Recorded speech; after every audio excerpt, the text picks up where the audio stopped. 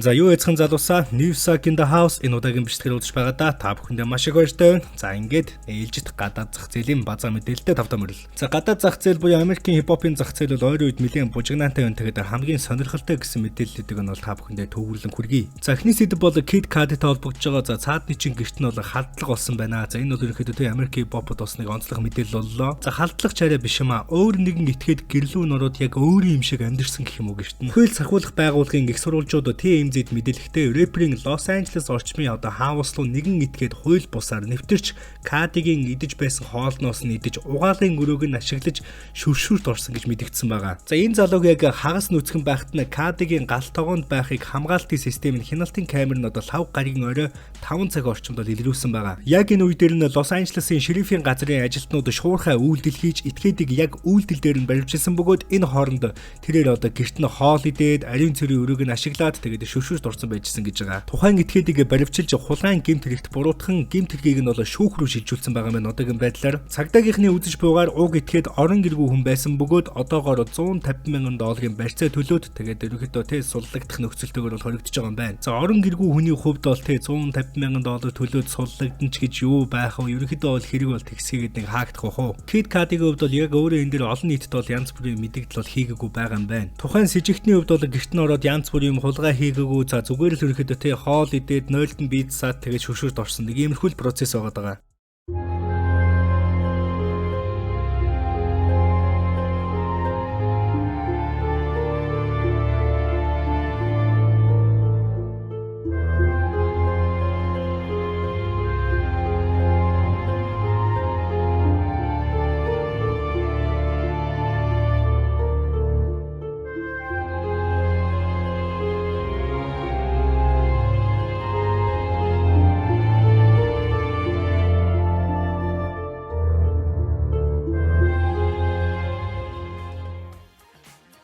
Спорт сонирхогч залуусаа та бүхэн Melbet-д New Sack 111 гэсэн промо кодоор бүртгүүлээд анхны депозиттоо 100% бонусыг аваарай. Энэ бол Melbet. За дараагийн сэдв бол Busta Rhymes-тай холбогдож байгаа. Тэгээд Busta Rhymes өнгөрсөн 7 хоногт өөрийнхөө туслахтайгаа муудалцсан хэрэг нь ерөнхийдөө бол одоо олонний анхаарлыг татж байгаа. За түүний хувьд бол Dashiell Gabler хэмээх туслахтайгаа Нью-Йорк хотын орон сууцны лобби хэсэгт бол маргаан дэгдээж Busta Rhymes түүний нүүрэн хэсэгт нь бол хэд хэд удаа зогсон хэрэгээр бол буруутгагдж байгаа. За яагаад ийм үйл явдал болсон бэ гэхлээр түүний туслах нь бол ажлын цаг үеэр ингэж утсаа оролдоодсан. За тийм болохоор Busta Rhymes бол түүний нүүрлүү зогсон.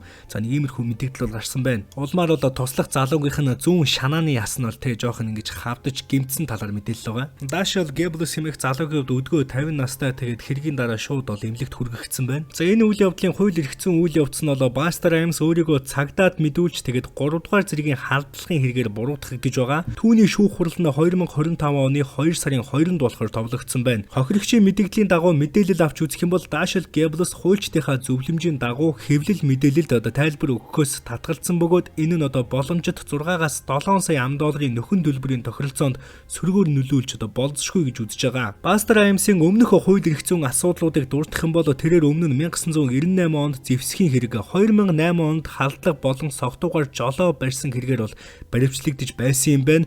Мөн 2015 онд уургийн ундаа шидсэн хэрэгээр баривчлагдж уурын менежментийн сургалтанд бол тухайн үедээ хамрагдчихсэн юм байна. За ингэсэн чинь нэг тийм алдартай кино санаанд орчлоо те. Angry Management гэдэг нэг кино байдаг шүү дээ те.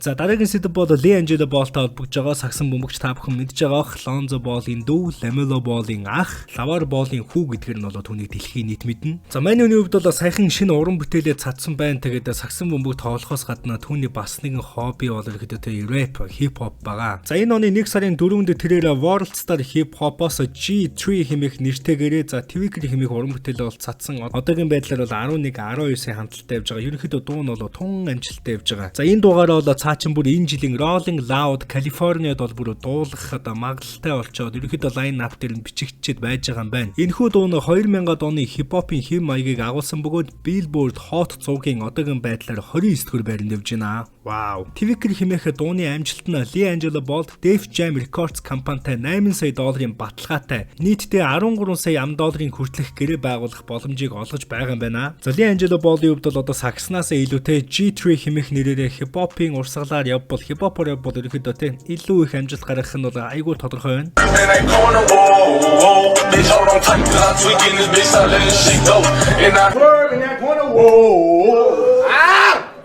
I might swerve in the corner.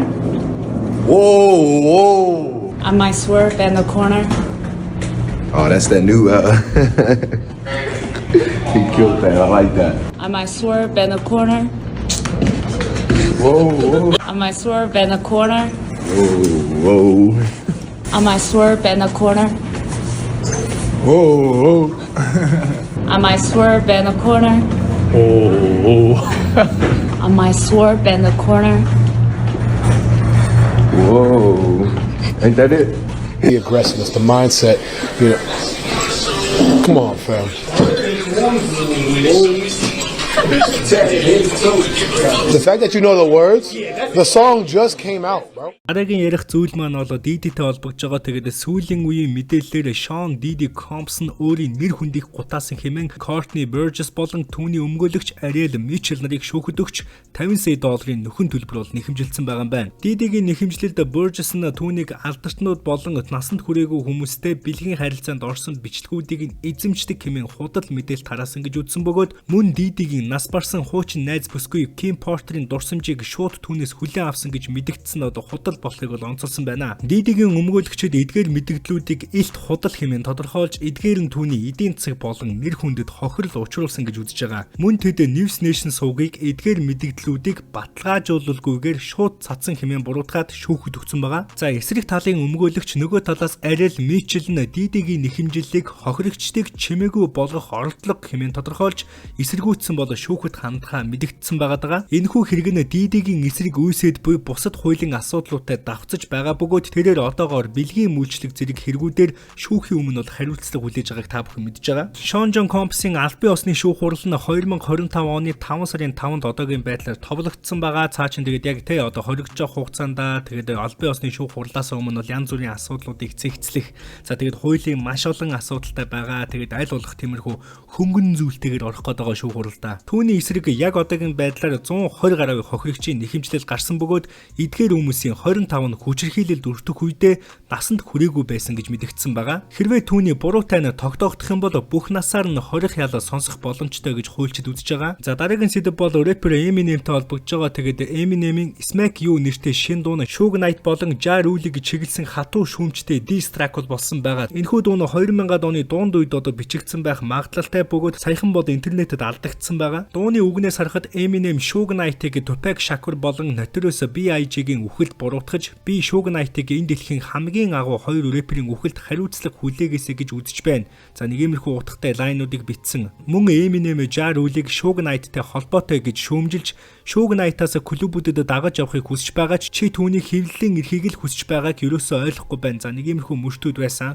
За тэгэхээр Ja Rule гэж яг хин бэ? Ja Rule нь бол Америкийн рэпер, дуучин, продюсер, жүжигчин залуу байгаа. Тэрээр 2000-ад онд хипхоп болон R&B хөгжмийн чиглэлээр олон танигдсан бөгөөд Murder Inc лейблийн нэгэн томоохон төлөөлөгч байгаа. Suge Knight болон Ja Rule-ийн хоорондын холбоо нь тухайн үеийн хипхоп ертөнцийн маргаан хүчирхийллийн асуудлаар бол холбоотой байгаа. Suge Knight нь Death Row Records лейблийн үүсгэн байгуулагч бөгөөд Tupac Shakur болон Biggie Smalls нарын үхлийн дараах хурц маргаануудтай бол нэр холбогдсон хүн байдаг юм а. Ja Rule-ийн хувьд тэрээр Murder Inc лейблийн үүсгэн байгуулагч байсан бөгөөд хипхоп ертөнцийн эрч хүчтэй рэперүүдийн нэг байсан тухайн үедээ. Энэ хоёр лейбл нь 1990-ад оны сүүлчээр болон 2000-ад оны эхээр өрсөлдөж байсан бөгөөд үүний улмаас хоёр талын хооронд нууц хурц маргаан үүссэн. Ja Rule болон Suge Knight нарын хоорондын харилцаа нь үүрд бол сөрөг байдалтай байсан. Одоо ерөнхийдөө тий юу гэх юм байнгын бифтэй байсан. Suge Knight-ийн амжилт нь ихэвчлэн хүнд хүчирхийлэлтэй холбогддог байсан бөгөөд тэрээр хипхоп ертөнцийн дунд нэлээд том эрх мэдэлтэй байсан тухайн үедээ. Харин Ja Rule нь лейблүүдийн хоорондын бифэнд оролцож зарим тохиолдолд Suge Knight-ийн засгийн газар болон хууль эрх зүйн системтэй холбоотой асуудал бол хамрагдсан байдаг түүхээс нарах юм бол ер нь Suge Knight болон Ja Rule-ийн хоорондын холбоо нь хүчирхийлэл